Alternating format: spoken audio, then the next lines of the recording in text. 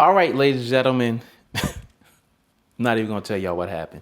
But anyway, we are back with another video. Real quick, I'm gonna give you my top 10 tips, tricks, or whatever you wanna call it, that I have learned from watching videos before my Amtrak ride, during my Amtrak ride, and after my Amtrak ride on the auto train for my birthday.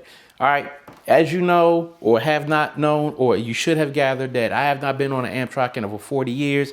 Until my 53rd birthday, I decided to take the auto train. So I'm going to tell you what I've learned. All right, let's just get into it. So I got 10 things that I want to drop down to you. I'm going to try to get through these without dragging it on too much, because this is going to be the third time I'm recording this. Not even gonna get into that one. All right, so check it out. Number one, purchase your ticket as early as possible. What I mean by that, if you know that you're going to do this, plan out at least 2 months to get the best price. I booked my ticket the day before I traveled with the military discount. I paid $267.63 for a coach seat. $285 for the vehicle, 221 Nissan Armada. That price hasn't changed, so don't even worry about that. But I have been checking out prices, and I looked 2 months out. I could have got a coach seat for like $90, and I've seen some cheaper than that. So purchase a ticket out as early as you can. That way, if you want to get the roomette or bedroom or whatever the case may be, you can get it at a decent price, as opposed to what I did. Again, I paid $267.63 for a coach seat. Then I bid on the roomette the day before, the same day I booked it, for $265. So again, I just looked, I saw a roomette for $412. I paid over $500 for not too much of a difference, but again, just project ahead. That way, you know, you can get a better price. Yeah. And you know, this is for people who, whether you're traveling, you're relocating or anything like that. Look, this is a great way to travel if you're relocating and you want to take your car and you don't like long drives or anything like that. So again, book well in advance of your trip, as feasible as it is for you. Number two, and this is, so these are in no particular order, and these are going to probably overlap. And you might say, oh, you could have combined that with this, that, and other, but this is the way I want to do it. All right. So number two, eat before you get to the station. Look, when you get up in the morning, so check-in starts at 11:30 for vehicles. Get there, get up, get yourself together. Depending on where you are in relation to the train station, just get you a little something to eat. That way you're not, you know, doing a whole bunch of extra stuff. You are fed, and you can more than likely wait until dinner before you eat again. All right. So again, we'll leave that right there. So number three, get to the train station as early as possible on your day of travel. Now, as I mentioned, check-in is from like 11:30 to 2:30. You don't want to be that person that's in that long line. Like when I got there, I think I arrived at the station probably around 10 something. So I had a whole bunch of time to decompress, calm my nerves, get my bags ready that I was taking on the train, relax, walk around, get a lay of the land and all of that. Plus, the earlier that you get there, the earlier you check your vehicle in, you can actually sit there and watch them load the cars, and you're not sitting in that long line that goes from the parking lot or even out to the main street. So get there as early as possible. Or you may be a person that does the priority thing. If that's you, then that's you. It doesn't, in my opinion, it doesn't matter. Just get there as early as possible so that you're not in that line and you're not panicked or whatever the case may be. All right. Number four, do not take a lot of carry-on stuff, okay? So check it out. I had a carry-on bag that had a laptop. I had some snacks in there, had clothes for the next day, toiletries, CPAP. No, this didn't have a CPAP. Did it? A CPAP was in there. Yes, it was. and a whole bunch of other stuff. And that bag was heavy. Then I had a backpack that had more snacks, camera gear, and I think my CPAP was in there. I don't know, but that bag was full and it was heavy. Then inside that bag, I had a crossbody bag that had my that had other stuff in it. You don't need that much stuff. It's only overnight. Just take what you need for overnight. So like medications off the break, take those. If you have a CPAP like I did, take that. A couple of snacks, take those with you. Just you don't need, because like me, I was at a roomette by myself. I had a lot of space. I didn't need all that stuff. Here we go with this. Another, like, come on. Anyway, so yeah, you don't need a lot of carry-on stuff. So just be mindful. Take only what you need for overnight. That takes me into number 5. Do not overpurchase snacks and avoid the gift shop unless you want souvenirs. Why I say do not overpurchase on snacks, because I watched a whole bunch of videos before my trip. I was on my trip and I saw a whole bunch of videos after my trip, and people are buying all kind of snacks. Again, you are only on this train overnight.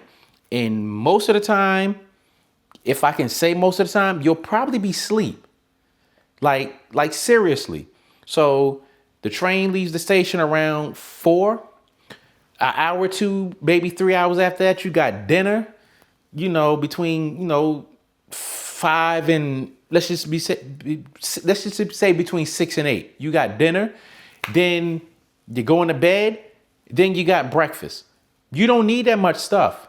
Like literally, I went to Walmart the day of my travel and I probably spent like $50, $60 on snacks that I did not eat. I ate a couple of things and the rest are sitting chilling, talking about when you're going to eat me. So you do not need a whole bunch of snacks. Plus that stuff in there is mad expensive. I saw a water bottle about this tall, a reusable water bottle, and that joker was like, what? I think it was like $8. I saw protein bars for like $4 or $5. Nah, stay out of there unless you buying souvenirs. Shirts reasonably priced. I saw shirts for $25 and stuff like that, but them stacks were ridiculous. Avoid that at all costs. Number 6, for you content creators out there, or anyone who wants to film their journey or whatever, or their experience, do not take more content creation gear than you need. I cannot stress that enough. Look, I had the Pocket 3, which I'm filming on now. I had my Osmo Nano. I had the Action 5. I had my Canon R50V. I did not need all of those cameras. And the crazy thing is, I was debating if I was going to take the R50V because I was like, I might need it. I did not use it at all. I left my Insta360 X5 because I was like, I'm not going to use this. So there you have that. 1 or 2 action cameras, or even just use your phone. You do not need a whole bunch of content creation gear. Not only that, I had the mic mini that I'm using now, which I used a little bit.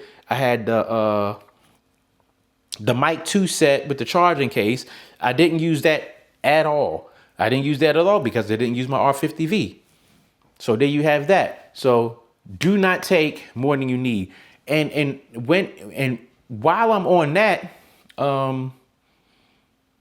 I had 3 phones, iPad, and a laptop.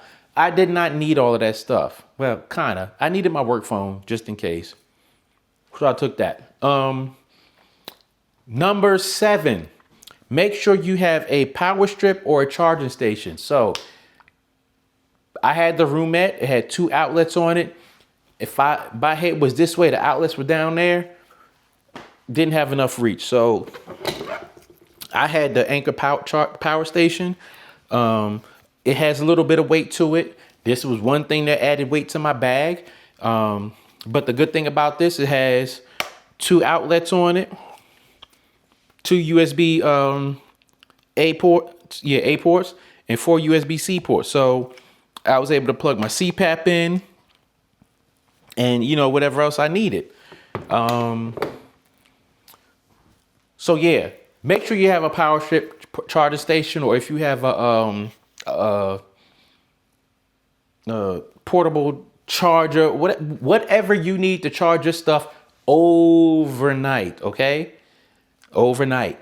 Now, that goes into the next one, number 8. Make sure you have enough power cords. Listen to me.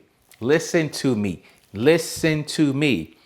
When I was getting out of my Armada and I was packing my bags for what I was going to bring on the train, and again, this goes back to getting to the train station as early as possible on your day of travel. Even though I had lots of time, I was hyped, I was amped, I had anxiety, I had a lot going on. And I literally forgot to take the 2 USB-C cords out of my Armada.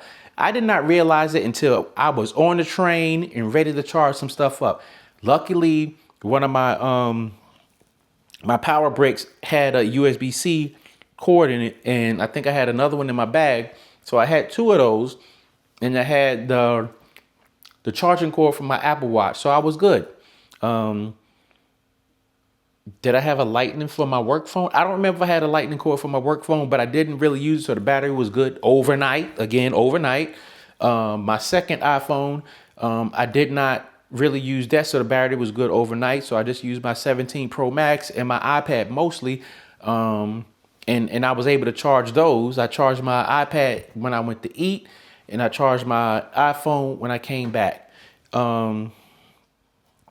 And my laptop, I used that a little bit, but I didn't need to charge it, so that was not a big deal. Matter of fact, I only used my laptop while I was on the train to upload a couple of videos. No, I'm lying. I'm lying. I used my laptop while I was driving back because I stopped to do homework. But anyway, make sure you have enough cords. Number 9, do not buy water to take on the train. You may be saying to yourself, what are you talking about? I got to have water on the train. I'm not drinking train water out the sink or whatever. Look, they have bottled water on the train. Had a roomette, had 2 bottles of water because the roomette accommodates up to 2 people. So I had 2 bottles of water. I drank one of them. I drank one. Why did I only drink one? Because I brought this with me. I did not need this with me. Did not need it at all. They got water on the train. They got bottled water, like ice water on the train. And then they have bottled water, cases of bottled water everywhere. So you have that. And